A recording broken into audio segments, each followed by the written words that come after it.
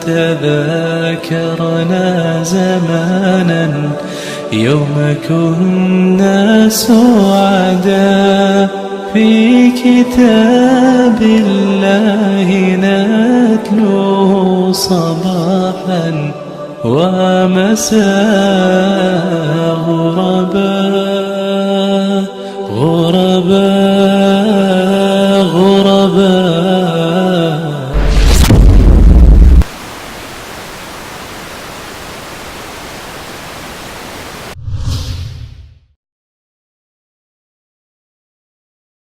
Bismillahirrahmanirrahim.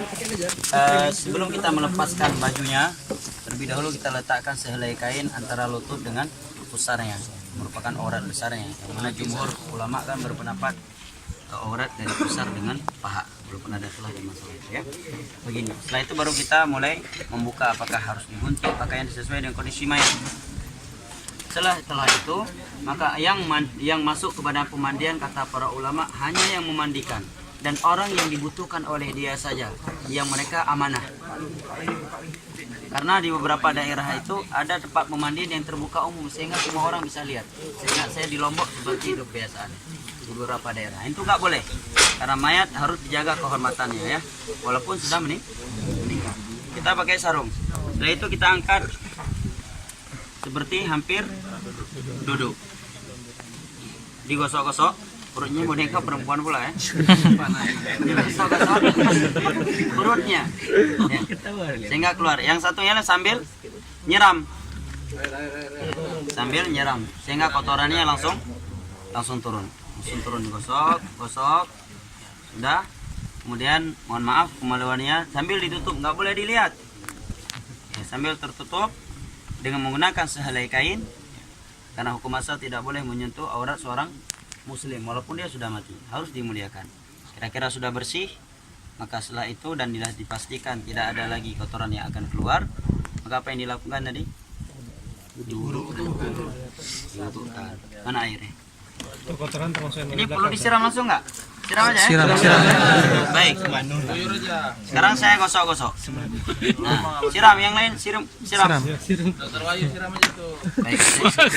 Aku angkat ini mayatnya ya. Praktek. Baik. Ya. Kan sambil saya gosok kotorannya otomatis keluar. Ya, rata-rata tempat pemandian kan dia lebih tinggi bagian kepalanya. Angkat coba ini. Ganjel batu. Ini biar aja gini. Langsung saya ganjel batu atau ganjelnya gitu. Saya ambil gosok, saya siram terus. Ya, saya siram. Kira-kira sudah nggak ada lagi kotoran yang akan keluar. Kemudian kita gosok-gosok kemaluannya sambil kita siram. Dubur, Ustaz? Hah? Dubur juga? Belum. Ya. Sabar. Ya, setelah itu baru bagian dubur. Ya, dubur tanpa melihat auratnya ya, dengan menggunakan sarung tangan. Dibalik. Ya. Ini dibalik nampak nanti. Ya, diangkat saja. Kan disiram dari bawah airnya. Baik. Nah, kira-kira sudah dipastikan kotoran yang nggak ada lagi, maka setelah itu baru diwudukan. Kita buka sarung tangan kita karena tadi yang kotor. Kita wudukan. Seperti wuduk Ada niat untuk wudukan main, Ustaz? Apa? Ada diniatkan untuk wudu main. Ya tadi kita udah bismillah dan niat kita memang pemandian jenazah tanpa diucapkan karena niat adalah amalan hati. Oke, di tangan 3 kali ya. 3 kali kan sunnah. Baik juga nih main kawan-kawan. Ya. Baik, kan mulutnya sudah nggak mungkin berkumur-kumur, maka kata ulama diambil kain basah, dibersihkan giginya, hidungnya. Kok biru nih giginya?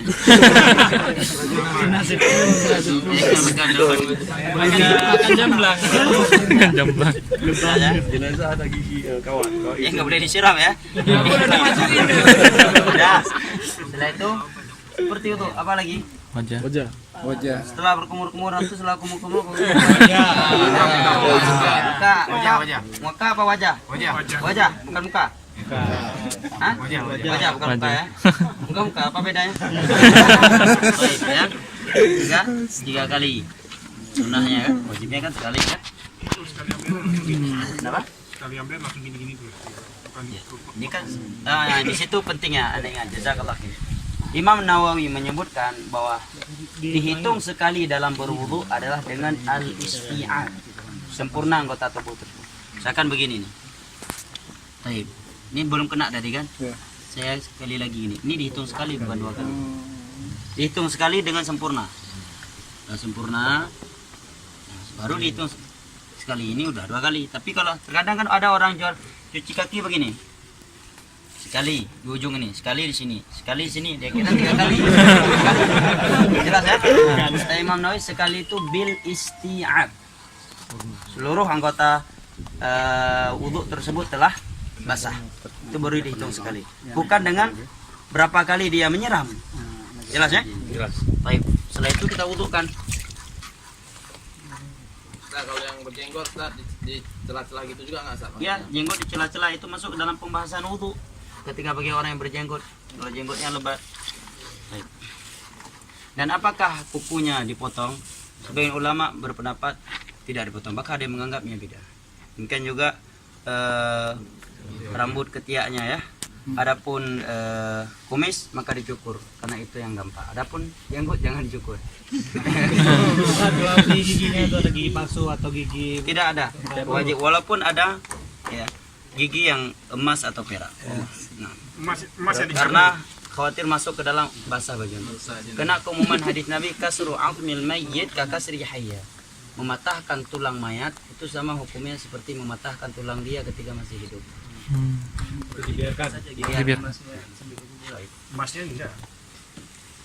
Ya kalau emasnya bisa menyebabkan patah tulang dan emasnya terlalu besar, ya lebih baik. Khawatir kena hadis tadi, kecuali emasnya besar menjadi warisan cukup untuk beli inovasi.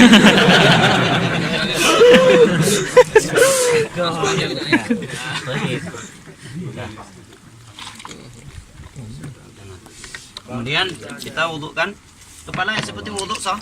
Mulai dari depan. Fa akhbala bihima marratan wahidah, kata sahabat Abdullah bin Zaid al-Mazini kan, dengan 2 tinggal selesai.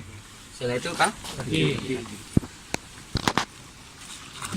semuanya kita sekali. Seringnya orang kita wudhu, anda lihat di masjid-masjid, dia hitung kepalanya pakai pet kan, dengan niat ya sekali. Itu dihitung sekali itu dengan isti'ab, semuanya udah basah itu baru sekali.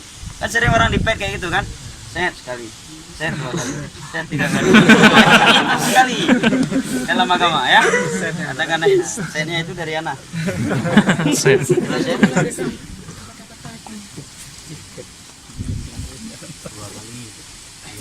Saya wudhu, diapain? siram Dimandiin, salah-salahkan dulu, menyuruh sebanyak 3 kah? 3 kali. 3 kali. 3 kali. Mungkin kata Syekh Al-Albani dalam Ahkamul Janaiz. Setelah itu disiram sebanyak berapa kali? 3. Fa'afadha 'ala ra'sihi 3 kali. Ini enggak perlu kanan kepala kan? Setelah itu baru kita Mandi. mandikan. Ini air sudah bercampur air daun bidara atau sabun? Bidara ya, sidir bahasa Arabnya. Baik. Kita mandikan. Terwayu. Patungnya nggak jelas pula dia ambil. Berdada pula.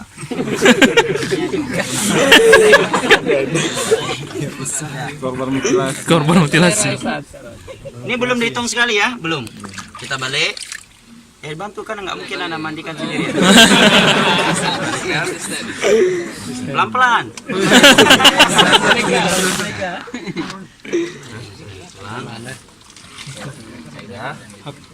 Maka ini udah dihitung berapa? Sekali. Belum. Kiri kanan baru dihitung. Sekali.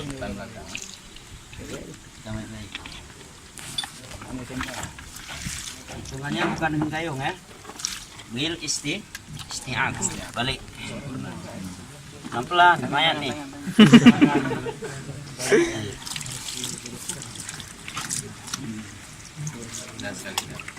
Dah tuh. Sampai berapa kali? 3 kali. Mau lebih? 5. Mau lebih? 7. Mau lebih lagi baru 9. Au aktsara min dzalik in ra'aituna dzalik, kata Nabi kan kepada wanita-wanita mencuci mandikan junub.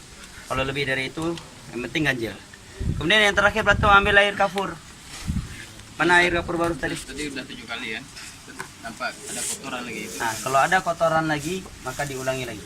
Dua kali. Demikian kata para ulama. Diulangi dari Dan kata para ulama, kalau sebagai ulama menyatakan kalau kotoran tersebut nggak mungkin bisa ditahan, maka dimasukkan sehelai kain agar kapas atau sehelai kain agar tidak keluar lagi. Termasuk darah, Ustaz. Kalau darah nggak, karena darah bukanlah pembatal Wudu saya ulang lagi juga. wudhu ya. diulang dari awal lagi. Dari awal Dari Ustaz. mandinya dan wudhunya, jelas ya. Nah sekarang air kafur. Udah ada ini air kafurnya. Sampai sana ya lurus. Bukan isi guru. Berarti kalau 3 kali air yang berkapur barus, yang keberapa? Kelima. Baik, ini udah lah ya, kita kan.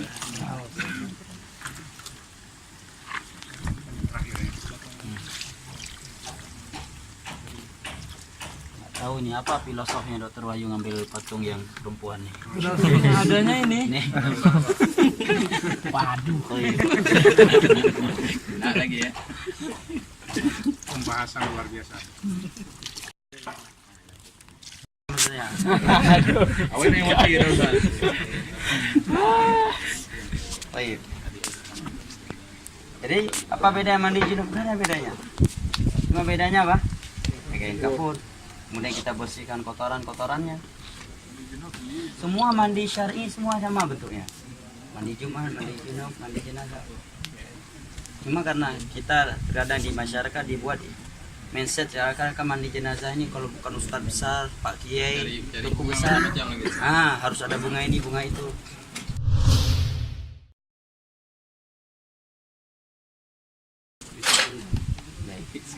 Sudah kain kafannya? Atau ada tempat lain untuk kita taruh kafan misalkan? Di dalam Oh, sini aja. Sini aja. Sini aja langsung. Baik. Berarti ini angkat dulu. Balik papan. Meja yang balik. Baik. bantu Ustaz. Pegang dulu. Tadi ya. Bantu Ustaz. Biar mudah bagaimana? Taruh tadi dulu ya. Kali. Kalau ini tidak ada ketentuan khusus ya dalam masalah ini. Jadi jangan diyakini oh tali yang harus sekian banyak, cara ngikatnya harus di kanan. Karena masyarakat kita ada yang yakini ikatannya itu nggak boleh di sebelah kanan, tapi di sebelah kirinya. Tidak ada ketentuan. Ini Untuk ketentuan. ganjilnya, Ustaz, itu ada. Kenapa? Saya harus ganjil. Itu enggak ada. Para ulama menyebutkan ganjil seperti beberapa kitab fikih yang saya baca 5 atau 7 kali. Tapi wallahu alam saya tidak mendapatkan dalil bahwa itu harus ganjil. Wallahu alam. Saya belum dapati, belum berarti tidak ada ya. Bantu pegang itu. Dikeringkan, Pak. Basah-basah gini. Ya dikeringkan. Patung. Bantu pegang. Ya, kita turunkan kafan dulu. Baik. Satu. Dikeringkan. Mayatnya dikeringkan nanti. Sebagaimana ketika putri Nabi meninggal kan Nabi mengasih satu kain. Para ulama menyebutkan di antara hikmah untuk dikeringkan. Boleh dari potong-potong. Baik.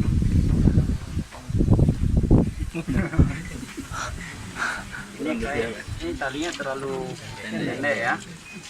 Kita sambung. Oh, ada banyak.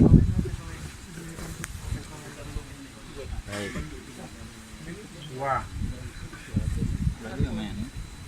3 saudara. 3. Bukan kain hitam ya. Masya Allah. Ini tadi udah dikeringkan. Tutup semua tak nggak bisa ditempel gini tak Apa itu? nggak ditindih kainnya bisa dilenggangkan gitu tutup semua insyaallah kalau gini kan nggak tutup semua kan Enggak, kalau di begitu kan nanti mudah lepas. Yang jelas kafan untuk menutupi seluruh mayat, tidak ada ketentuan. Dan rata-rata kafan ini Ada kalau orang ukuran normal. ini. Yang selama ini anak yang pernah anak mengkafarkan, anak melahirkan langsung begini, tidak dibesar-besarkan. Allah Allah. Baik, ini tadi udah dikeringkan, kainnya udah diganti ya, udah diganti. Baik, kita udah ganti kain kering, ini buka dulu nampak aurat. Ini udah nggak ada pakaian tentunya kan? Ini kain kafan dianjurkan memberikan banyak minyak wangi. Ya, ada beberapa asar dari para sahabat Nabi agar meletakkan kapas yang telah diberi wangian di anggota sujud. Tapi Syekh Albani menyebutkan bagian dari bid'ah memasukkan kapas yang sudah diberi wangian ke duburnya, di mata dan hidungnya. Itu tidak ada dalil. Ya, dalam satu ketiak ini. Jelas ya. Tapi pada anggota wudu, anggota sujud itu ada acara dari beberapa sahabat tadi. Dan secara umum adalah memperbanyak minyak wangi. Bahkan sebagian ulama menyatakan andai kata seluruh kain kafan diberikan wangian maka tidak mengapa. Jelas? Baik, sebenarnya ulama menyebutkan juga agar di bagian kemaluannya ini diletakkan kapas yang berbentuk seperti sirwal. Ya, apa hikmahnya? Kapas yang berbentuk celana yang telah diberikan wangian agar tidak mudah nampak kemaluannya dan tidak berbentuk ketika dilipat. Walaupun secara dalil tidak ada ketentuan yang seperti itu. Jelas ya? Kan dan saya kira rata-rata di masyarakat kita juga begitu. Saya lihat kemarin ketika sepupu saya di kapas, terus ini dibentukkan seperti celana yang tidak bersambung kan. Di bawahnya juga demikian. Di antara hikmahnya yaitu kemaluannya tidak nampak nantinya. Kemudian kotoran pun kalau andai kata keluar pas ini tertahan dengan itu, tidak menembus kafan. Maka dilipat. Tangannya ada buat. Sebagai ulama berpendapat untuk sedekapkan, tapi yang rajih tidak ada dalilnya. Andai kata ada dalilnya, Nabi memerintahkan putri beliau. Karena kaidah ta'khirul bayan an waqtil hajah la yajuz. Tidak mungkin bagi Nabi menunda penjelasan di saat dibutuhkan. Waktu itu mereka sedang memandikan putri beliau. Nabi tidak menyatakan harus dibentukkan salat. Kalau ada yang berkata, agar bertemu dalam keadaan bentuk salat, berarti itu istihsan. Istihsan bukan sumber agama. Sumber hukum Al-Quran dan hadis. Cabang dari itu ijma, qiyas dan ijma dan qiyas yang sahih. Jelas ya? Bahkan sebagian ulama menyatakan dengan kita sedekapkan dikhawatirkan akan mematahkan tulang dia. Sehingga kita khawatir terancam dengan hadis Nabi yang menyebutkan mematahkan tulang mayat dosanya seperti mematahkan tulang orang yang masih hidup. Ya. Dan andai kata ini dianjurkan untuk membentukkan sedekah, pasti ada anjuran dari Nabi. Apalagi kematian di masa Nabi enggak satu kejadiannya, banyak, ya kan? Hampir tiap bulan ada yang meninggal misalkan. Tapi tidak ada penjelasan itu, menunjukkan tidak ada. Mengikuti sunnah lebih baik daripada ya melakukan sesuatu tidak ada. Setelah itu sudah muasar ya? Segera kan. Segerakan mayat. Ini tarik yang kuat ya. Ya cukup. Oke. Kemudian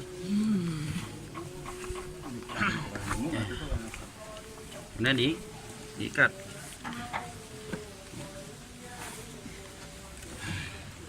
Ya, ikatnya nggak mesti harus di kanan atau di kiri. Sebagai masyarakat kita ada mitos, harus di sini, nggak boleh di kanan, nggak boleh di kiri. Yang jelas agar mayat tidak terlepas, itu saja.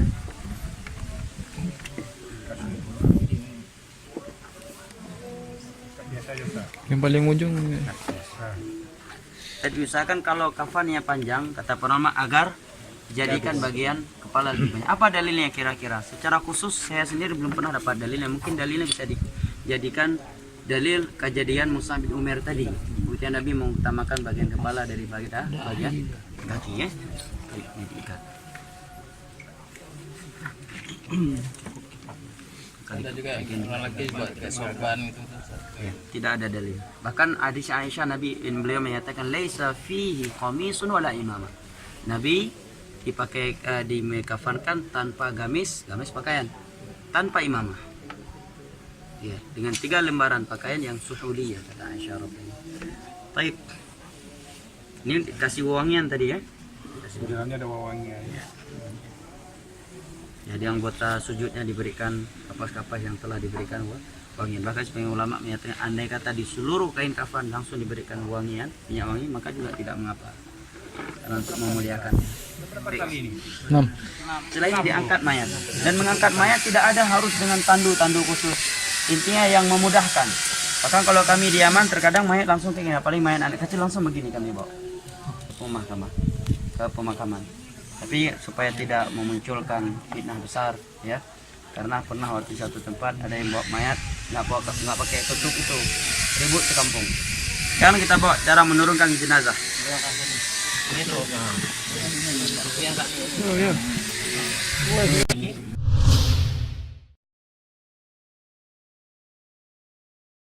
Sana ada orang turun berapa orang? Duduk baik, jatuhkan dari kaki kuburan.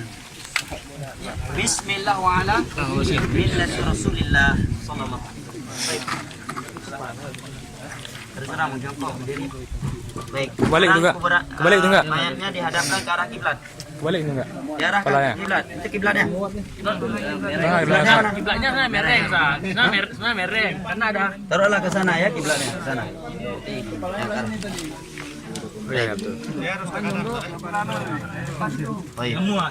Tidak ada ketentuan anak korban yang pertama kali melempar, tidak ada. Yang dianjurkan seluruh yang ikut ini dianjurkan untuk melemparkan sebanyak 3 kali lemparan. Maka lebih afdal tadi apa? Lahat. Lahat kan langsung kita masukkan ke dalam. Begitu kita masukkan, misalkan kalau lahat, maaf ya. Lahat kan di sini kita buat. Di dalam ini kan kita buat lubang. Begitu kita masukkan mayat langsung ke dalam dia. Kemudian kita letakkan bulatan tanah di belakangnya. Kita bisa langsung narik dengan cepat. Sehingga tidak mengenai mayat. Boleh syik, boleh lahat. Cuma lebih afdal lahat. Apa dalilnya lebih afdal lahat? Nabi yang menyatakan lahat untuk kita, syik untuk selain kita. Kemudian mayoritas mayat di masa Nabi menggunakan lahat bukan syik. Jelas ya? Ya. Maka lahat lebih afdal. Maka sambil ini ada satu yang sambil duduk dengan jamaah yang lain atau yang sebagian yang berdiri berceramah mengingatkan akan kematian. Begitu selesai, maka satunya mengingatkan berdiri untuk mendoakan si mayat. Nabi menyatakan selalu tidak ada. Ya. Tidak ada azan dan itu salah satu bid'ah. Tidak ada satupun mazhab yang mengadankan. Ya, demikian juga talqin mayat ya. Karena sekarang secara logika dia sekarang udah masuk ke alam barzakh, alam pembalasan. Berarti kalau kita mentalkinkan dia, kemudian dia menjawab, berarti masih ada kesempatan untuk beramal dong. Lalu apa maknanya orang kalau udah mati putus sudah kesempatan untuk beramal? Kalau kita ada manfaat talqin, nanti kalau datang ditanya jawab begini, begitu. Kalau sempat dia jawab, oh ya, langsung lari sini. Yang talqin pun hilang dia, ya kan? Berarti timbul pertanyaan, berarti bermanfaat dong. Berarti ada kesempatan untuk bertobat setelah kematian. Padahal Nabi menyatakan kalau mayat ruh sudah sampai ke rongkongan, pintu tobat sudah tertutup. Berarti bertentangan dengan mana hadis tersebut. Lebih dari itu Nabi tidak pernah mentalkin. Anaknya meninggal Ibrahim, cucunya, putrinya, para sahabat yang lain, demikian juga para tabi'in. Di sana ada yang beralasan membaca Al-Quran di atas kuburan, yaitu perbuatan Amr bin As. Riwayat Imam Muslim. Tetapi para ulama menyatakan ini anjuran individu sahabat. Perbuatan sahabat bukan sumber hukum. Apalagi perbuatan individu sahabat yang menyelisih mayoritas para sahabat. Khulafaur Rasyidun tidak melakukannya. Mayoritas para sahabat tidak melakukannya. Cuma beliau yang meriwayatkan, mewasiatkan agar dibacakan Al-Quran di atas kuburan beliau. Itu perbuatan individu yang diselisih oleh para sahabat Nabi. Yang lainnya tidak melakukannya. Kemudian kata para ulama, masyarakat kita sekarang sudah baca Al-Quran terus kuburan ditender lagi kuburannya, lebih parah lagi. Ya, bayar, ya, dan seterusnya. Maka selesai dikuburkan, selesai pula ceramah. Kemudian salah satu mengingatkan, doakan saudara kita, dia sekarang akan ditanya dan mohonlah kepada Allah agar dia dikokohkan dalam kuburnya. Setelah itu pulang, selesai. Setelah itu baru ada anjuran untuk bertakziah. Selesai penguburan, nggak ada yang sulit. Ustaz, kalau ini kuburan kan biasanya ada ini Ustaz kejadian berair Ustaz. Itu boleh nggak dibuat kayak peti itu? Bahkan sebagian para ulama menyatakan kalau yang Syafi'iyah malah keras, nggak boleh ada hal-hal yang bersifat kayu. Kenapa kalau ada air? Andai kata sekarang ini bersih, besok datang tsunami kena air juga. Sekarang kering, seminggu setelah itu ada tsunami, kena air juga. Dan itulah makna firman Allah, kami ciptakan mereka dari tanah, kami kembalikan ke tanah. Jadi tenggelamkan aja langsung Ustaz. Kalau airnya ya, Ada air kan terapung mungkin Ustaz. Nanti. nggak mungkin terapung. Kecuali boneka seperti ini yang kecuali airnya bisa dihilangkan. biasanya kan atasnya dikasih papan tuh gimana, Ustaz? Makanya Nabi bilang tadi, ulama Syafi'iyah berpendapat tidak boleh. Karena di masa Nabi juga ada papan, tapi mereka langsung. Maka itu menyelisih keumuman ayat dan hadis. Kami kembalikan mereka ke tanah, kami ciptakan dari tanah dan kembalikan ke tanah. Berarti kalau ada papan dan kami kembalikan mereka ke papan. Hah? Tikar pandan juga ditarik karena yang pakaian yang dibawa oleh mayat satu-satunya adalah kafannya. Adalah kafannya. Itulah makna, disitulah kita akan tertegur. Bahwa walaupun kita hebat di dunia, rupanya pakaian tok kafan dan di dalam bawah tanah liat kita dimasukkan. Bahkan sebagai ulama Syafi'i ada yang berasio. Kalau ada papanya nanti kalau diadab akan terbakar. Tapi ini dibantah oleh ulama, ini masalah gaib, nggak bisa dikiaskan api yang ada di dunia. Baik. Kemudian boleh meletakkan tanda-tanda kuburan seperti satu batu atau dua, dan kuburan tidak boleh lebih dari satu jengkal dan tidak boleh diberi nama dan kapur. Dan itu sepakat ulama. Hadis Jabir, Nabi melarang untuk diberi kapur dan ditulis kuburan. Jelas ya? Bahkan Imam Syafi'i juga melarang keras. Jadi yang kapuri bukan mazhab Syafi'i. Makanya kita lihat ke Baqi, kita nggak bisa lihat mana kuburan Utsman, mana kuburan sahabat yang lain. Semuanya tidak ada. Raja yang mana kuburan raja, mana rakyat jelata di Saudi Arabia, nggak bisa kita bedakan. Nggak ada namanya. Dan apa hikmahnya? Banyak diantaranya. Kalau sempat ditulis nama, kalau ada sebuah kuburan yang orang anggap dia wali, habis sudah. Jadikan sumber kesyirikan. Wah, ini kuburan. Tapi Syiah anehnya, mereka kalau di Baqi udah ada buku petunjuk di mana Ali, di mana sahabat ini, sahabat itu yang menurut mereka ada ini kelebihan dan seterusnya. Ustaz, tadi kan nggak boleh ada kayu, Ustaz. Itu kalau kita masukkan ke sini kan biasanya ada orang-orang taruh kayu gini, Ustaz. Kenapa nggak dengan tanah saja? Itu nggak boleh juga berarti, Ustaz ya? Kalau dikatakan nggak boleh, ya nggak ada larangan. Tapi kalau dia menggunakan kayu, ya. Kemudian ada pertanyaan, kenapa nggak langsung tanah? Kenapa nggak tanah langsung? Ini langsung tanah. Walaupun ada kayu, nanti dia terjepit nggak dengan tanah? Terjepit juga. Dari tanah ke tanah dan ke tanah. Mazhab Syafi'i adalah mazhab Syarah Muhadzab. Ulama keras menyatakan tidak boleh dimasukkan kayu. Tapi kalau mereka memasukkan tanpa ada keyakinan tertentu, ya di sini kan nggak masuk beda, karena mereka tidak mengkaitkannya dengan nilai-nilai agama. Ini masalahnya kalau mereka kaitkan kayu-kayu tersebut dengan nilai-nilai agama, ini membutuhkan dalil karena sudah berkaitan dengan keyakinan. Tapi kalau sekedar dia biar nggak terbalik, ya boleh-boleh saja. Itu udah setelah penuh tanah boleh dinyainya Ustaz atau rapikan. Ya, tidak mengapa untuk dikeraskan. Langsung sekalian aja tanahnya. Sekalian ya, dua-dua ini dikuburkan. Sudah selesai kan? Ustaz, dalam kuburannya berapa, Ustaz? Dalam kuburannya? Kedalaman Quran para ulama menyatakan al-a'maq. Sedalam-dalamnya dengan standar kira-kira binatang buas tidak akan bisa mengoreksinya. Kalau sekarang bukan sekadar binatang buas.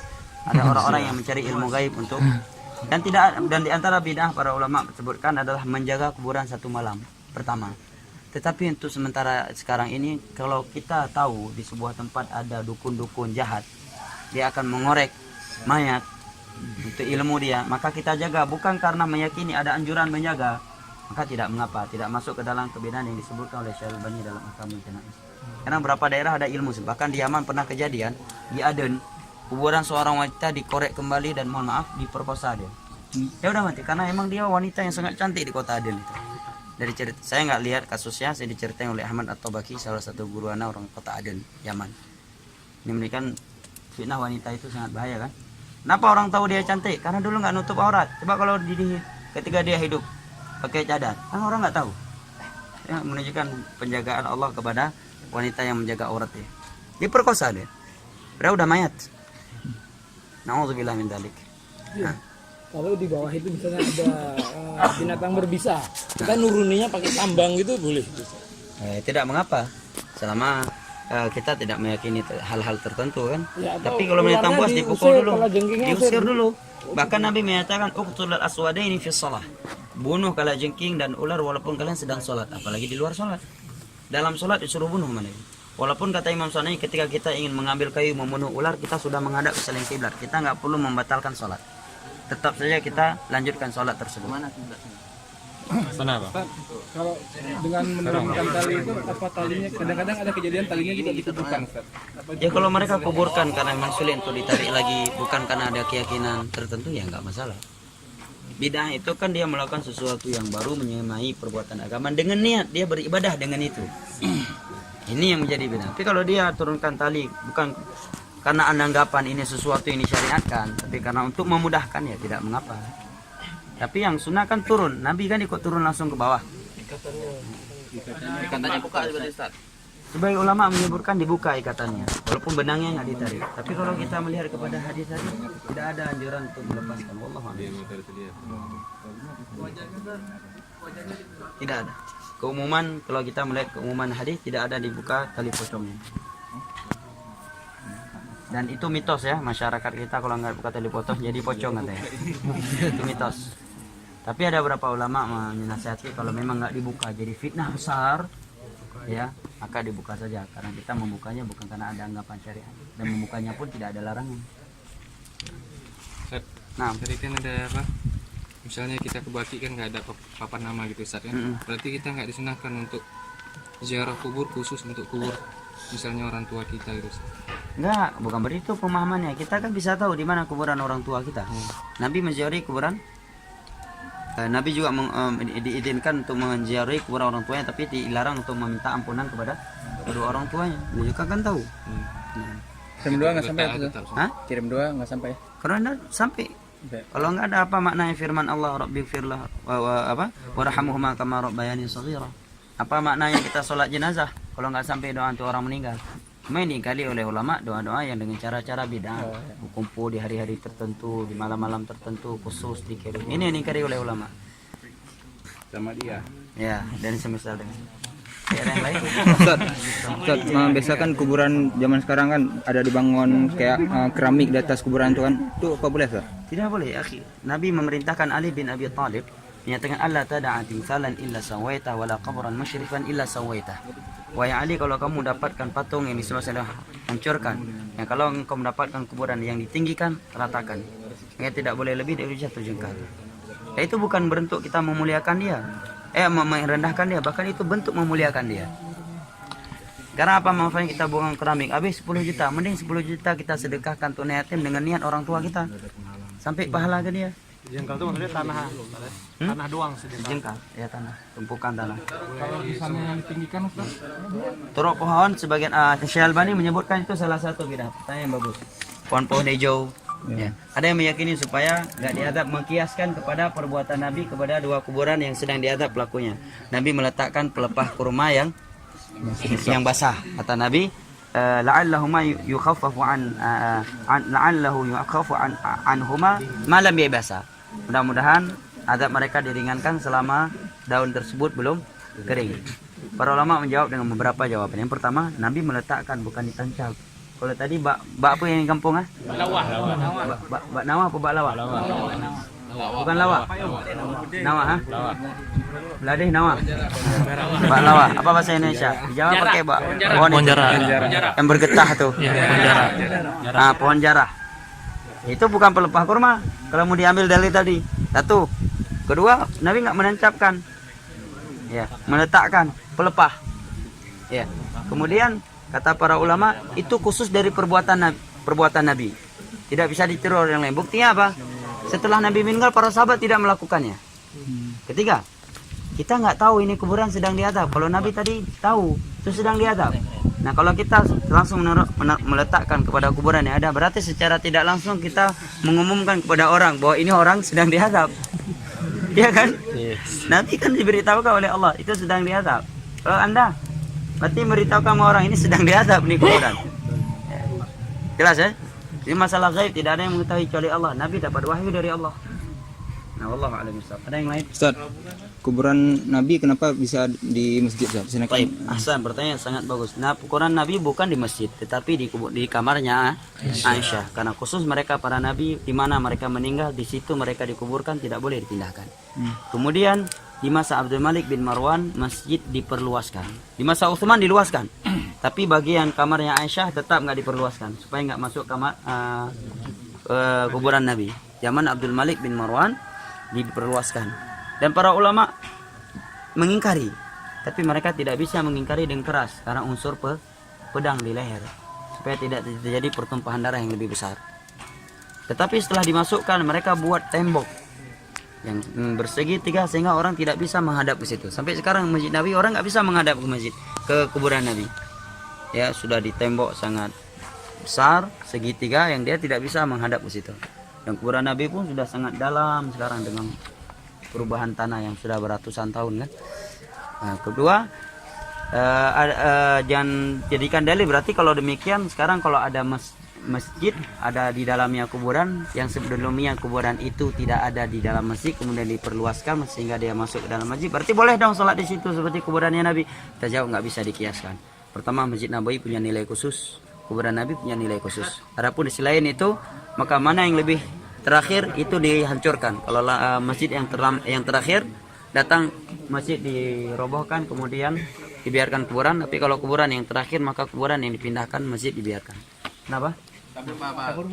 Tabur bunga tasyabuh dengan orang-orang kafir. Siram-siram air juga demikian, tasyabuh dengan orang kafir. Tak apa disiram air, apa dia perlu mandi lagi? Biar nggak disiksa. Insyaallah. Ya, bagi selesai ini berdoanya menghadap kiblat semua nggak? tidak ada anjuran. Kalau orang yang salah, Hah? kalau ada orang yang salah. Nah, ahsan, masya Allah. Bagi dan terakhir bagi orang-orang yang tidak dapat salat tadi, boleh datang salat tapi nggak berdiri di atas kuburan, di sampingnya, ya salat. Karena nggak ada ruku dan sujud di situ. Yang pertama. Kedua, ada dalil yang Nabi melakukan yang ketika ada seorang wanita yang hitam pekat meninggal tidak diberitahukan kepada Nabi, kemudian Nabi menanyakan di mana kuburannya. Hadis riwayat Imam Muslim dari Abu Hurairah. Salat di kuburannya. Boleh juga Anda berjamaah. Ya. Jelas ya? Berapa kali sujud salat jenazah di kuburan? Nah, tidak ada sujudnya, ya. Barakallahu fiik. Saya kira sampai di sini ya. Allahu a'lam bishawab. Assalamualaikum.